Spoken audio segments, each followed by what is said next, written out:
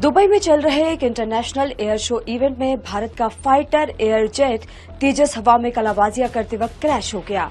Crash के बाद पहले आग का गोला, फिर धुएं का बड़ा गुब्बारा दिखा। सब कुछ इतना तेज हुआ कि पायलट भी खुद को नहीं बचा सका।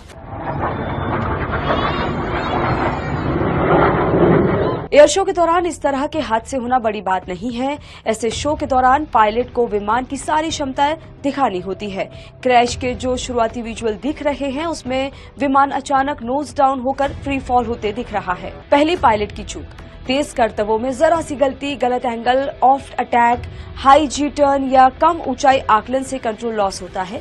तेजस में भी यही दिखा, ऊंचाई खोना, रोल और स्थिरता न मिलना। दूसरी, मैकेनिकल फेलियर, इंजन या हाइड्रोलिक समस्या, फ्यूल लीक या फ्लैप्स खराब होने से पावर घटती है और जेट नोज डाउन हो सकता है। हालांकि फ्री फ्लाइट चेक होते हैं और तेजस की बिल्ड क्वालिटी अच्छी मानी जाती है। तीसरी, स्ट्रक्चरल फेलियर, तेज मैनुवरिंग में 9G तक का फोर्स लगता है। ढांचा कमजोर हो तो रैपिड डिस्टेंस होता है, लेकिन तेजस में इसकी संभावना कम है। असली कारण जांच रिपोर्ट ही तय करेगी। दुबई एयर शो में इंटरनेशनल विमानों का प्रदर्शन किया जाता है।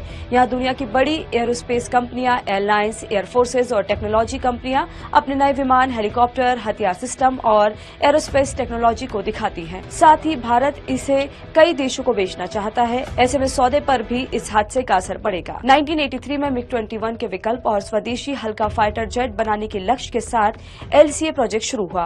वैज्ञानिकों की 18 साल की मेहनत के बाद जनवरी 2001 में इसने पहली उड़ान भरी। 2003 में अटल बिहारी वाजपेयी ने इसका नाम तेजस रखा, जिसका अर्थ चमक होता है। इस विमान में 50% कलपुर्जे यानी मशीनरी भारत में ही तैयार हुई है। इस विमान में मॉडर्न टेक्नोलॉजी के तहत इजराइल की ELM-2052 रडार को लगाया गया है। इस वजह से तेजस एक साथ 10 लक्ष्यों को ट्रैक कर उन पर निशाना साधने में सक्षम है। बेहद कम जगह यानी 460 मीटर के रनवे पर टेक ऑफ करने की क्षमता है। ये फाइटर जेट हल्का यानी सिर्फ 6500 किलो का है।